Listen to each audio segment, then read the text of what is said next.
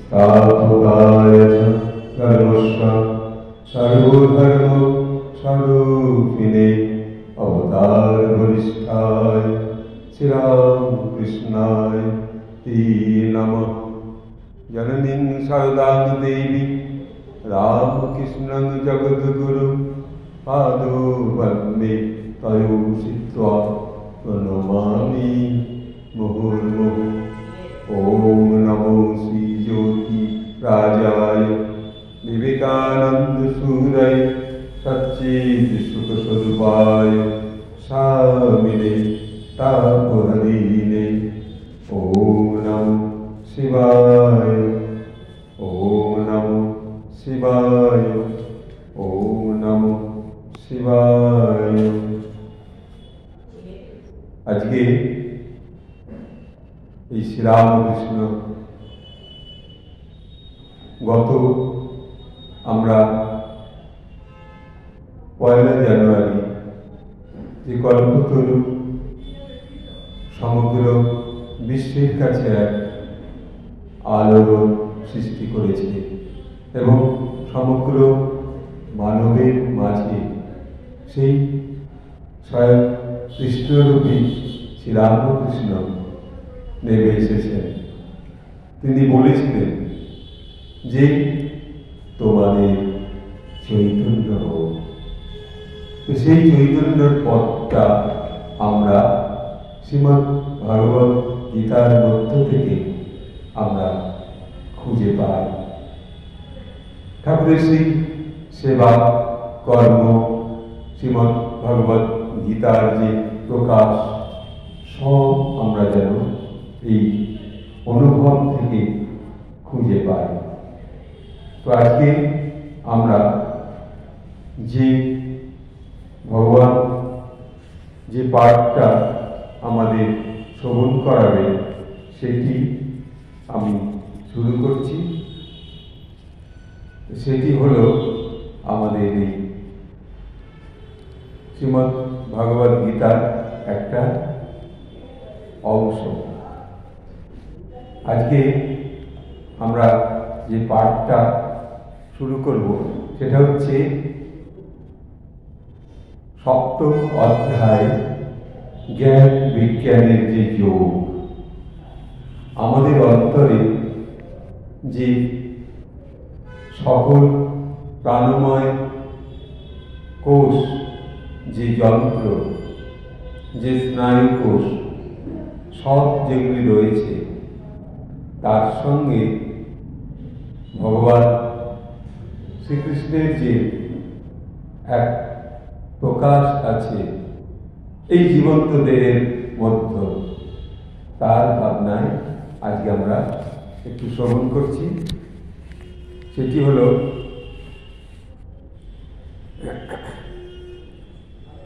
আমাতে আসক্ত চিত্ত হয়ে এক মন। কে বলছেন? আমাতে আসক্ত চিত্ত হয়ে এক মন বলছেন আমাদের ভগবান, শ্রী ভগবান স্বয়ং সেই শ্রীকৃষ্ণ। তিনি বলছেন আমাতে আসক্ত চিত্ত হয়ে এক মন, কিরূপেতে হয় তাহা করহ শ্রবণ। সতত্ব জ্ঞানযোগ বলি বিশেষ, জানিলে রবে না আর জ্ঞাতব্য শেষ। অসংখ্য মানব মধ্য কোন ভাগ্যবান, আত্মশুদ্ধি করিবারে হয় যত্নবান। তাহলে সেই তাকে পেতে হলে আমাদের এই আত্মশুদ্ধি চাই এবং আমাদের যত্নবান হতে হবে। কেমন করে? আমরা নিজের প্রতি যেমন যত্ন রাখি, আমরা নিত্য স্নান, পরিষ্কার থাকার যে অনুভূতি যা নিত্যকর্ম পদ্ধতিতে আমরা পালন করি, ঠিক সেইরূপ ভগবানকেও আমাদের ঘরে যদি সেই বিগ্রহ থাকে স্বয়ং শ্রীকৃষ্ণের বিগ্রহ, অথবা কারো ঘরে আছে গোপালের ছোট্ট শিশুর যে রূপ, এইগুলোকে, এই যে মূর্তি, এই মূর্তিকে শয়ন করানো, স্নান করানো, পরিষ্কার করানো, তাকে সেবা দেওয়া, প্রভাতে, দুপুরে, রাত্রিরে, এই যে কর্ম, এর মধ্যে যত্নবান হতে হবে। তবে ভগবান আজ আমাদের মধ্যে আরো বেশি আত্মতৃপ্তির শক্তি দান করবে। তাহলে সেই ভগবান শ্রীকৃষ্ণকে পেতে আমাদের কি চাই? তাকে চাই। তুমি আসো, তোমাকে আহ্বান করেছি। যেমন ব্রাহ্মণরা বলে, ইহা তিষ্ঠ, ইহা তিষ্ঠ, ইহা তিষ্ঠ। এই যে এখানে এসো, আগচ্ছ, আগচ্ছ, আগচ্ছ। কিন্তু এটা যেমন বলার পর তাকে বলতে হবে যে তুমি সেবা করো।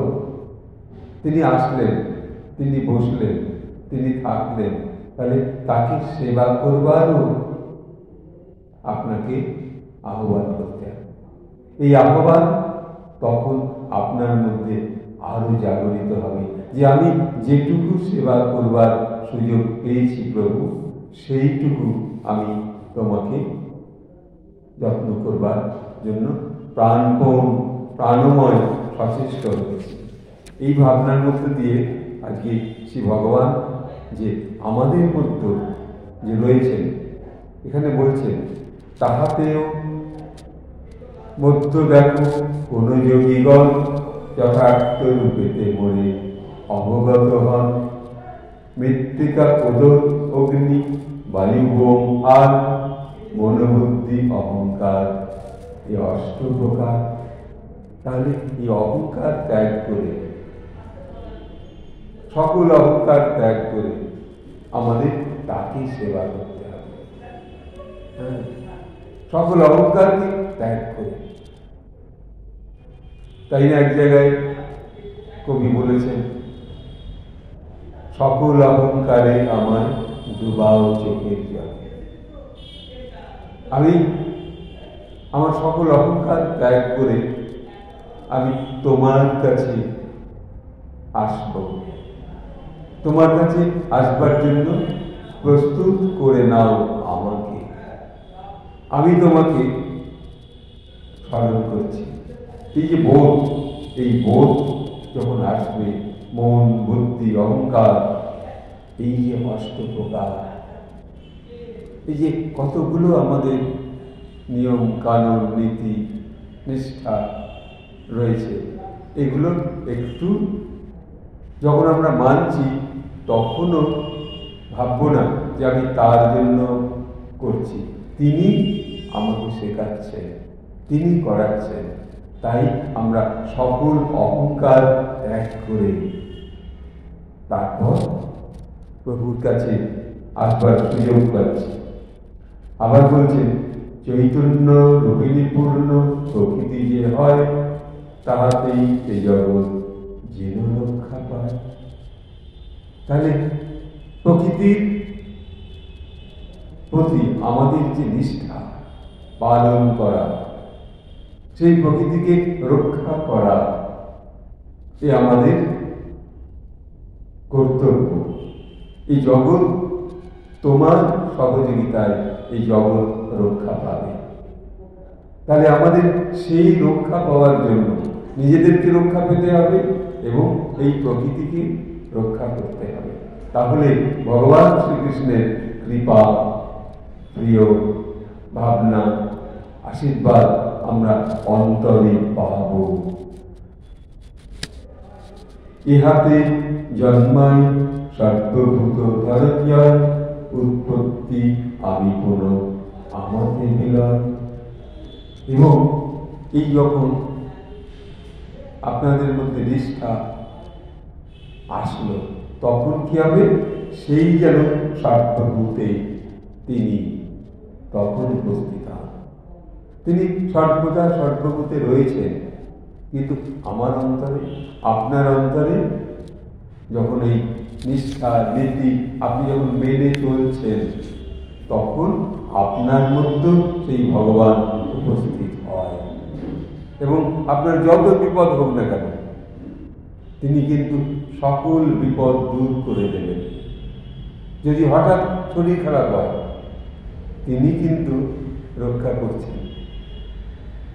আপনি সেরে উঠলেন, কে সারিয়ে তুলল?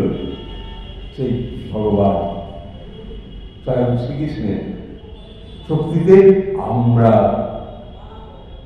সুস্থ হলাম প্রকৃতির গুণে। কারণ প্রকৃতির শ্বাস প্রশ্বাস সবই গ্রহণ করছি, তাই থেকে তার কাছে প্রার্থনা করছি, করার পর আমি সুস্থ থাকছি, আপনি সুস্থ থাকছেন। তাহলে সেই প্রকৃতিকে, দেহ প্রকৃতিকে এবং ভগবানের যে রূপ, সেই যে প্রকৃতি স্বয়ং নিরাকার, সেই রূপের মধ্যে আমার শরীর মন প্রাণ প্রবেশ করছে। তাই বলছেন, আমা হতে ভিন্ন কেহ নহে ধনঞ্জয়, মণিরূপে সূত্রে গাথা আমাতে হয়। তাহলে একটা সূত্রে আমরা গাঁথা আছি, কিন্তু যেমন ফুলের মালা কি করে গাঁথে? একটা সুতো দিয়ে। তাহলে এই ফুলের মালা যেরকম গাঁথা হয়, মণি মাণিক্য ফুল, ঠিক তেমনি আমরাও কিন্তু গাঁথা আছি ভগবানের সেই কৃপা শক্তির সঙ্গে। আমরাও গাঁথা রয়েছি, আমরাও এক একটা ফুলের মতো জীবন্ত প্রাণ। তিনি আমাদের স্থান করে দিয়েছেন কোথায়? ওই মালার মধ্যে। মালাটি যেমন যদি ছিঁড়ে যায় কি হবে? সমস্ত ফুলগুলো পড়ে যাবে, বা ওই যে পুঁথির মালা, পুঁথিগুলো ছিটিয়ে যাবে। তাহলে ভগবান আমাদের সেই মালার মতো রক্ষা করে রেখেছেন, আমরা তার সুতোয় বাঁধা। তাই তো মানুষের মধ্যে সেই ভগবান রূপ রয়েছে। যেমন জল মধ্যে রসরূপে জানিবে আমায়, চন্দ্র সূর্য আমি প্রভা, বেদেতে ওঙ্কারে, আকাশেতে শব্দ আমি পৌরুষ মানবে, ধরণীতে পূতগন্ধ প্রাণ সর্বজীবে। তাহলে সবার সর্বজীবের মধ্যে আমি সেই প্রাণ, সর্বজীবের মধ্যে আমি, চন্দ্র সূর্যের মধ্যে আমি, জলের মধ্যে আমি। কে আমি? সেই ভগবান শ্রীকৃষ্ণ। তাই তাকে আমরা অনন্ত কোটি প্রণাম জানাই। হে কৃষ্ণ করুণা সিন্ধু দীনবন্ধু জগৎপতি গোপীশ গোপিকাকান্ত শ্রী রাধাকান্ত নমস্তুতে। নমস্তে জগদ্ভাস, নমস্তে জলশায়িনী, নমস্তে কেশবদন্ত বাসুদেব নমস্তে।